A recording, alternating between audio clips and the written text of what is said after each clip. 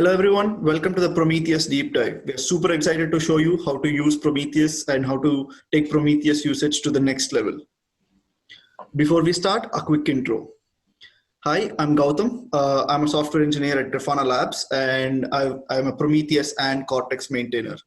I've actually started contributing to Prometheus about 3.5 years, 4 years ago, and later I started working on Cortex to provide a hosted Prometheus service.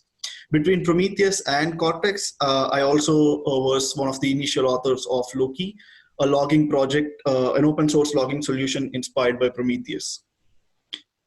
Amazing.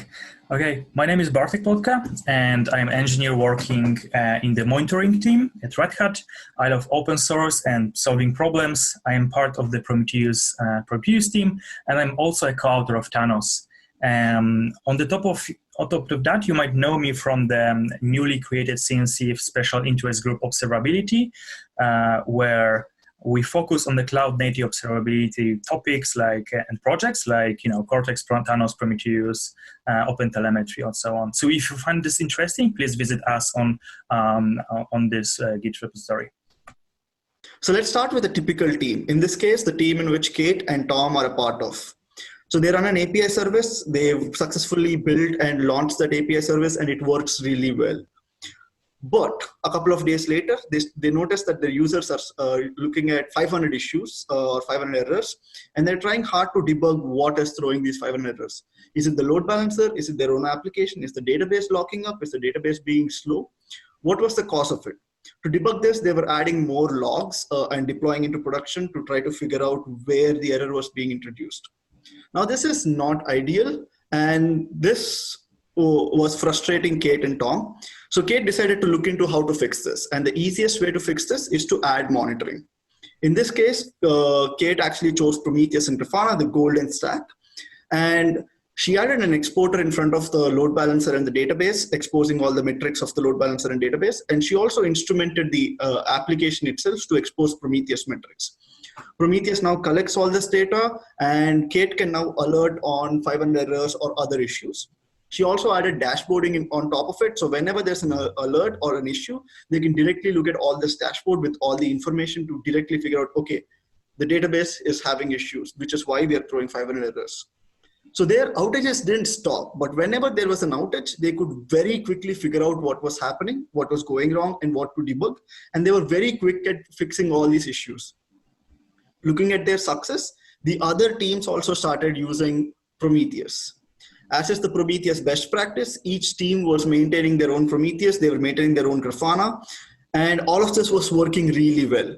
Now, all the teams in the organization were using Prometheus, and as the usage of the organization and the application grew, they started deploying to several data centers. Again, as is the Prometheus best practice, you deploy a Prometheus per data center. The next slide, yep. This is because Prometheus needs to be close to the application it's monitoring. So in this case, they were deploying to US Central 1 and US 2. And whenever there's an alert, the alert actually contains which Prometheus generated this. So if they're looking at an alert from US Central 1, they directly go to the Grafana of US Central 1, look at the system and see what was going wrong, and it was all working really well. Until at some point, Kate and Tom wanted to figure it out how to aggregate the data on the global level from the multiple Prometheus servers. Right? So let's imagine that Tom wanted to answer maybe a simple question, right? What is the error rate of the HTTP requests made by or received by his service, right? And he wants to aggregate and know the rate across all the and some of those rates across all the clusters. And as you remember, in each of those, there are Prometheus servers. So we have essentially, we had to aggregate from more than one Prometheus servers. How to do that just using Prometheus alone? Now, well, you cannot use Query API, which is kind of the first thing you would try to use, and this is because PromQL evaluation is made on the leaf node. So once you have the data from two sources, there is already PromQL evaluation made. So you would need to have another layer of query evaluation to be made to adjust, to add additional aggregate, like for example, sum, to summarize those results together to tell you the overall error rate, for example. Now, this is not trivial work because there are lots of catchy things and caveats like additional load on doing PromQL and resolutions and steps. So all of this is not easy to solve with using Query API. However, the Prometheus allows other APIs to solve this problem. And first of those APIs is a federation API, let's call it. In this kind of scenario, we are deploying another Prometheus server on top of those cluster, maybe in another cluster, maybe in one of those clusters. And you configure this Prometheus to scrape a federate endpoint that those leaf Prometheuses expose. And it scrapes like a normal scrape, very similar. So even you create a scrape configuration for that. And this kind of works great until you have huge or bigger amount of data in those leaf Prometheuses. Because as you can imagine, if you are scraping and replicating all of the data into the global Prometheus into the global Prometheus server, it grows in the same with the same kind of pace as the leaf Prometheuses, because you replicate all of this data, and suddenly you do that for the single instance that is running on the single machine. This causes lots of problems. So the thing that we suggest as Prometheus maintainers and the community, you should only use federation for only for subset of your data. And the easiest way to do that is to essentially create recording rules for the things that you want to have on the global level. And also you can, thanks of that, reduce the cardinality of the recorded data because you can sum aggregate across those. And you configure federation to only federate, to only scrape the rules by the parameter of matcher. And because of that, you need to also adjust the query that Tom has to make to query essentially recording rule, not the data itself. Anyway, the valid and the precise answer is available for Tom, so Tom is most likely happy. However, there are other options as well. The third option is really similar to the Query API, where you just provide a query that has to be evaluated for your answer. Instead of that, you are going deeper and trying to access the actual samples stored in the database of Prometheus. And this is the API that allows that is called remote read. So in that API, you are using a slightly different payload. It's not a JSON, it's protobuf.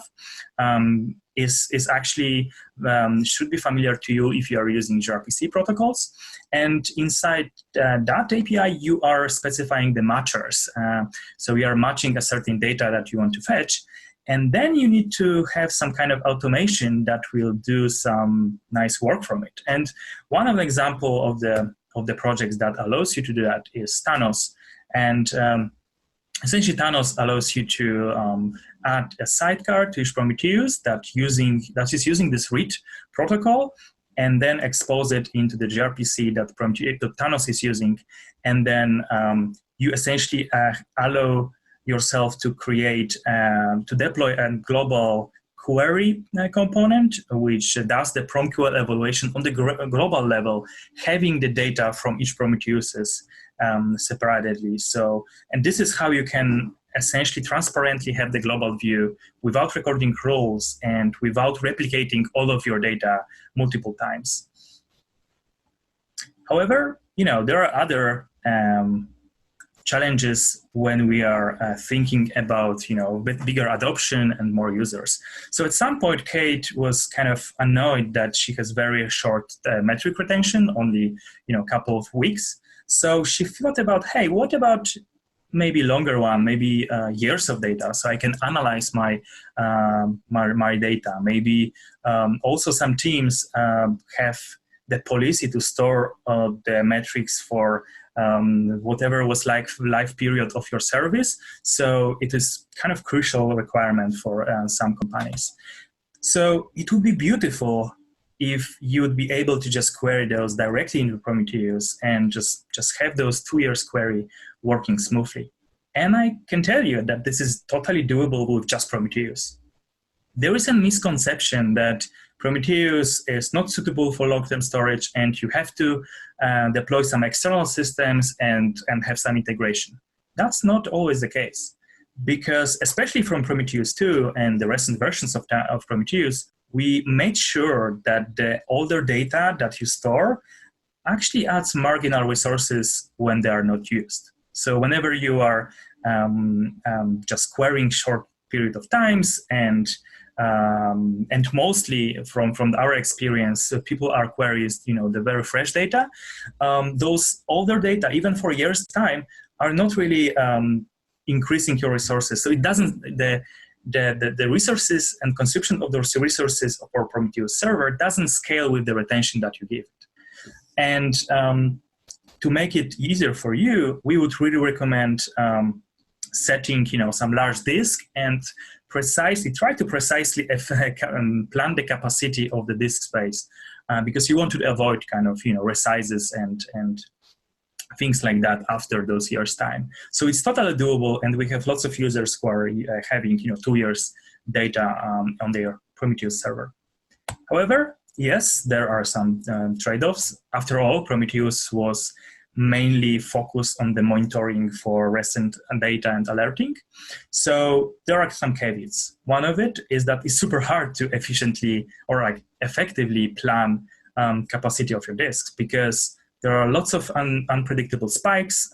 It's hard to sometimes control cardinality of the data you're ingesting. So it's not the easy task after all. The second problem might be backup. If you have those disks, hardware can fail, and you have to have some backup plan and operational structure of it, some scripts, automation. And it's not always the easiest way, especially on bare metal.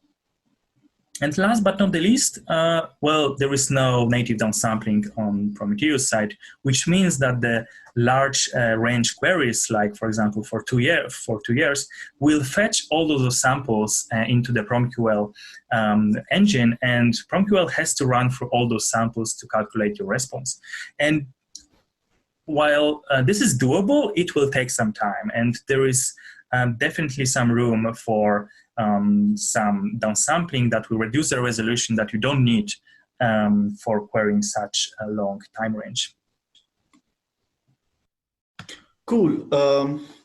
So now in the organization, every team is using Prometheus, and now more and more users want to use Prometheus, and there are more use cases coming up.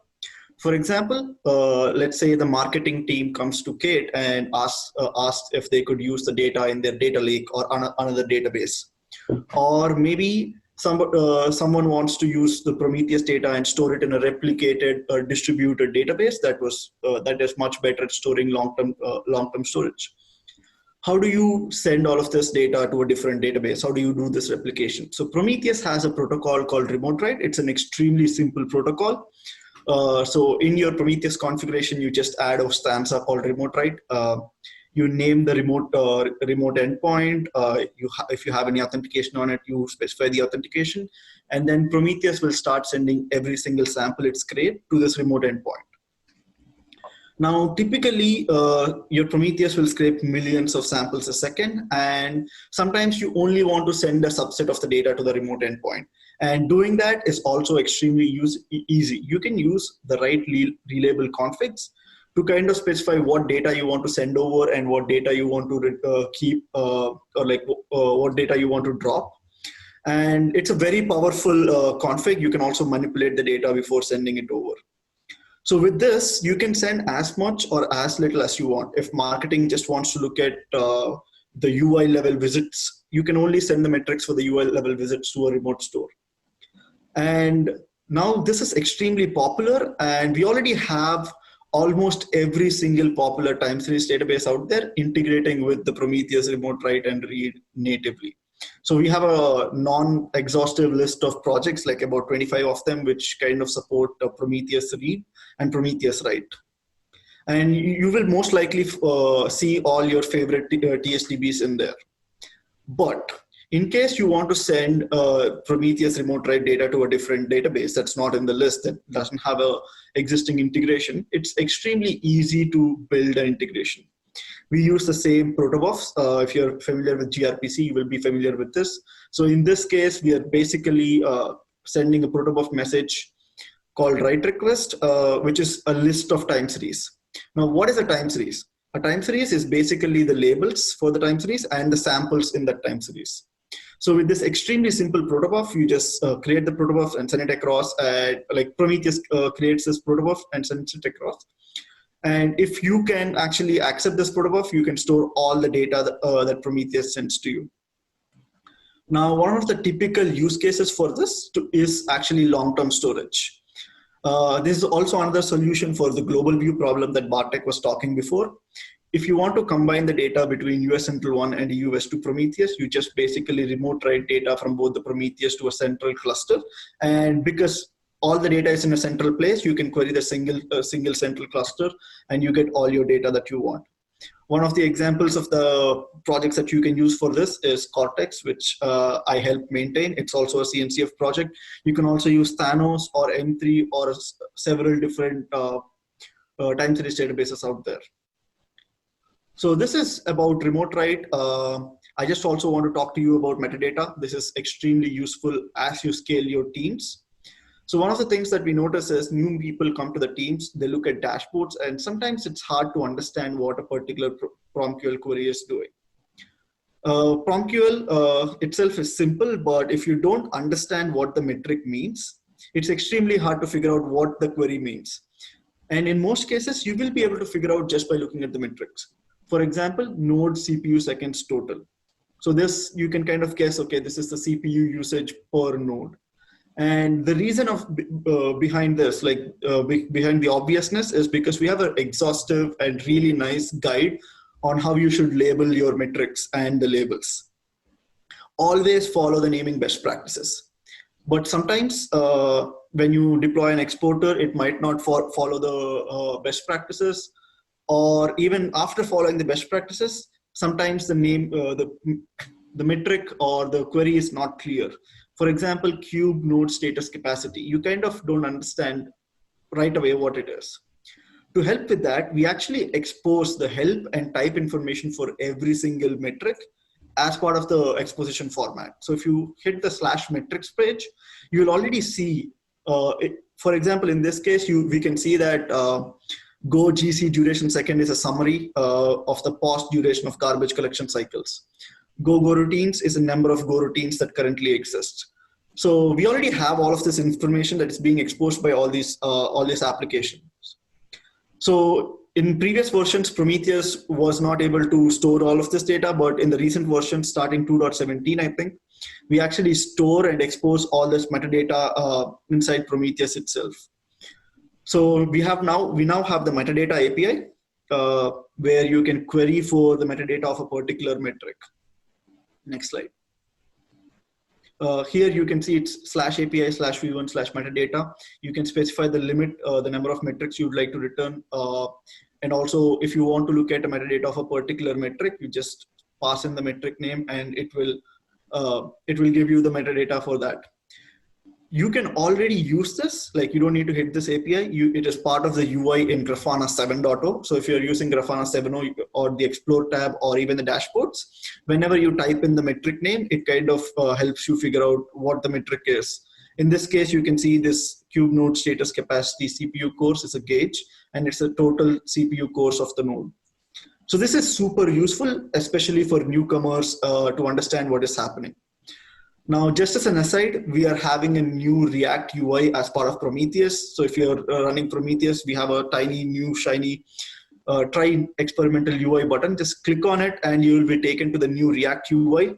We're actively developing this UI, and the same feature, the metadata expansion, will be part of this UI as well. And we would like all of you to test this UI. If you have bugs, please file issues, and if you're a front-end developer, please contribute to all the issues around the new UI. This is going to be the future UI of Prometheus. And don't worry about breaking things. If something breaks, you can basically click on the classic UI and go back to the old UI. All right. So going to the future of metadata, we are just not done with metadata yet. So we currently store metadata in memory, but now in the future, we want to persist this metadata. So over time, you will be able to see how the help text and types of each metric evolved. We also want to be able to write these metadata, write all this metadata to remote systems like Cortex or Thanos, so that even when you're using the remote system, you have the same APIs and same data. We already have a PR for it, and there was a lot of discussion around how this PR should be structured, a lot of contention. But in a recent dev summit that happened a few weeks ago, we've reached consensus, and hopefully in the next release or two, you will have remote writing of metadata. Thanks, Goutham. So in the same dev summit, we actually discussed more items, and one of the further discussion points were backfilling, and this is like very wanted feature of Prometheus. So imagine that our team and Katie really wants to import the metrics into the Prometheus from other system. Maybe she's using some other Prometheus or some other system. She wants to migrate the data into her existing instance. So how do I do it with Prometheus, right? So it was always available, this kind of way of migrating and allowing to query your data from the other systems using Prometheus. It's called remote read. So you can configure your Prometheus to read from the external system, for example, InfluxDB. So every time you query something, it will go to that system. But this is not really backfilling, right? Because backfilling means that you want to import of data into your Prometheus storage directly to persist that and use it for future. So how do I do this? Maybe it would be super amazing if Katie could just put and write some CSV file, which is easy to play with and just generate, and import it into the Prometheus storage. Now, well, this is or will be possible very, very soon. So we started like the actual work on adding support for importing from two file formats, CSV and OpenMetrics. And it will look like this. You will essentially have a tool called tsdb import, and you just pass the file that will stream the data into the rows, let's say, into this tool, which will generate the blocks, which is kind of parsed and understandable by Prometheus tsdb database. So once you generate such blocks, like such files, you can just copy them onto the Prometheus working directory, and Prometheus will immediately reload that and allow you to access everything. Okay, now let's try to show you how it can look like once everything is merged and available. So let's go to my terminal and let's play with it a little bit. So let's imagine we have some data to import, and well, I don't have any CSV file anywhere handy, so maybe let's do something quick. So I will go to demo robust perception server. Let's pick some nice interesting metric to import. I really like this 1 hour range of Go routines for all 4 services, so let's just grab that. So I just quickly wrote a very handy bash script, which essentially queries that server and generate the CSV file from it. So let's quickly run that. In the CSV file, I can specify different fields by headers, and essentially let's show it. You can see that I kind of define the type of the field by the field name and by the in the header. So all those label name, label values are defining essentially what part of the CSV file field is for label values or names, or what are the actual where you put timestamp and where you put values and things like that. So now we generated like 1,000 rows of data. So let's install our tsdb tool. You can install this via such command, via just go get, and essentially I'm pulling a certain commit that is essentially part of my pull request, so ongoing work, but should be available soon. Once this is installed, I can hopefully run tsdb tool to generate my, my block. Once this is done, let's check our help of such tool. You can see the new available commands: imports open metrics and import CSV. Let's actually do that, right? So we will cut our file into the TSDB import tool and output that in some directory. This is actually kind of fast because we don't have much data. It's only 4 series, and it generated a block of 1 hour block, essentially, that has following ID. You can see that block is written and have all the necessary files for our TSDB to understand that. So let's just run Prometheus, right? So I would just create empty configuration, doesn't matter. We just want to have something that will read the storage and just run the Prometheus, yeah. Now let's see if our data is available. So as you can imagine, app is not there because we actually uploaded Go routines, and it is available. So when we execute for our needed time range, we will see the data available for us. And you can see that this data is exactly the same as on our robust perception server, but actually robust perception server has more of it versus our server has only imported only a bit of it. So that's a demo, and this is the future. So it's super exciting to explore and extend that idea further. That was great. To summarize, we've initially talked about how to do global view, how to aggregate data between several different Prometheuses, the different ways you can use to do that. And then we've talked about remote write and long-term storage, how you can use just Prometheus, what the caveats are, how you can use remote write to write to a different server, and how you can do global view through remote write. We've talked about metadata, one of the new features that I'm super excited about. And finally, we've also talked about backfilling and the future features that are coming into backfilling.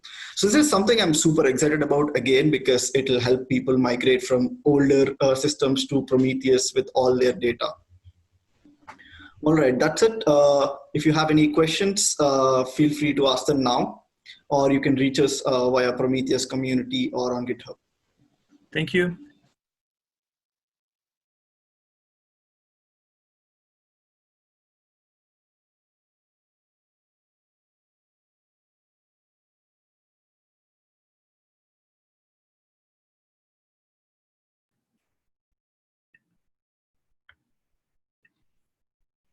Okay, thank you guys. Thank you for sharing. And it's online Q&A session, and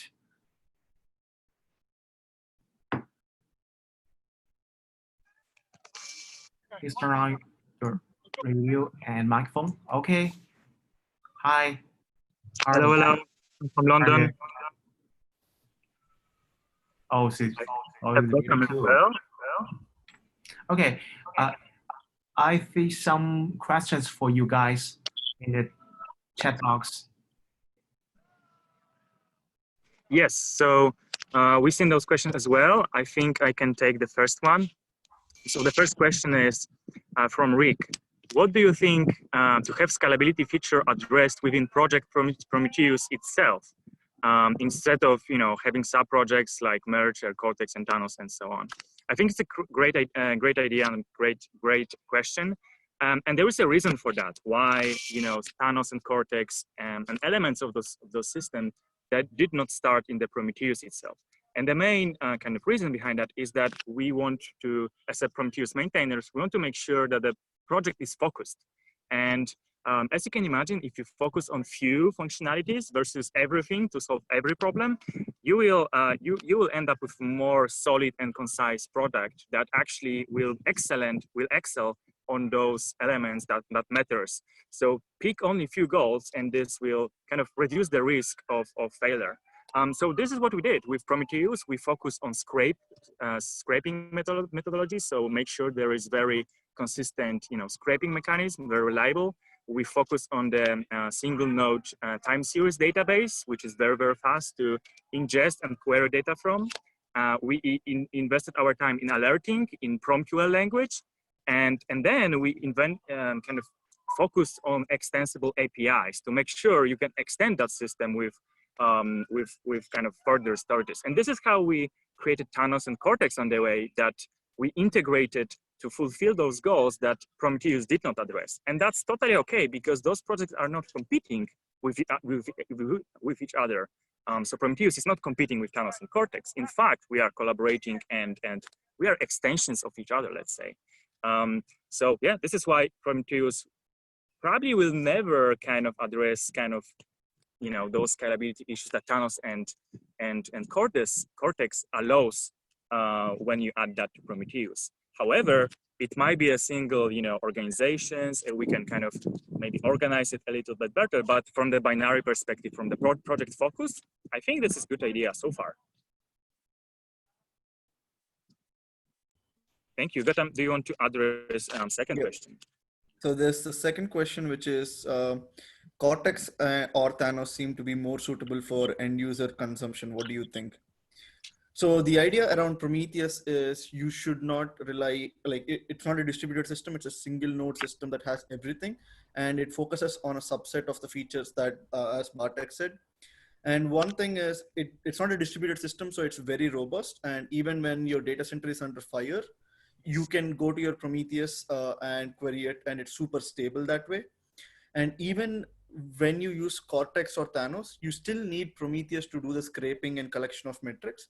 And then you send these metrics to Cortex or Thanos for long-term storage. So even if you run Cortex or Thanos, you still need Prometheus. And for most organizations, as you start out, you can do a lot with just Prometheus. And only once you reach a certain scale, once you go beyond few data centers, that's when Cortex and Thanos come into picture. So always start with Prometheus and then extend it. Cool. Okay. Any further questions? Thank you, Goutham. We have another question. Yeah. Any Thanos operator development plan? So that's a good question. So I was just yesterday preparing some tutorials for Prometheus operator, because Prometheus operator supports stateful parts of Thanos, let's say. So you can enable Prometheus operator to schedule, or like to, you know, you can define Prometheuses, but you can also define Thanos rulers, and you can add by single switch sidecar to the Prometheus as well. So in some way, Prometheus operator supports Thanos. Then there are like two other operators that focus on the full kind of Thanos support. So definitely there is work on that. You can check the Banzai Cloud Thanos operator. I think that's one thing. However, I would recommend, this is my personal suggestion, to use operators with care and use them only for stateful services and stateful resources on Kubernetes, because that's where operators are extremely useful. So, and other Thanos components are just stateless. But yeah, there are some options there in this field. Okay. So yeah, please ask more questions. I would love to have your feedback on the backfilling feature. Do you like that? Please give us some feedback as well in comments. And yeah, on furthering the project issues as well. Okay, thank you. Thank you. Is there any other questions for the attendees? Okay, I think it's no more questions for two guys. And thank you so much. Thank you. Bye-bye. Have a nice day. Bye-bye. Bye-bye. Bye.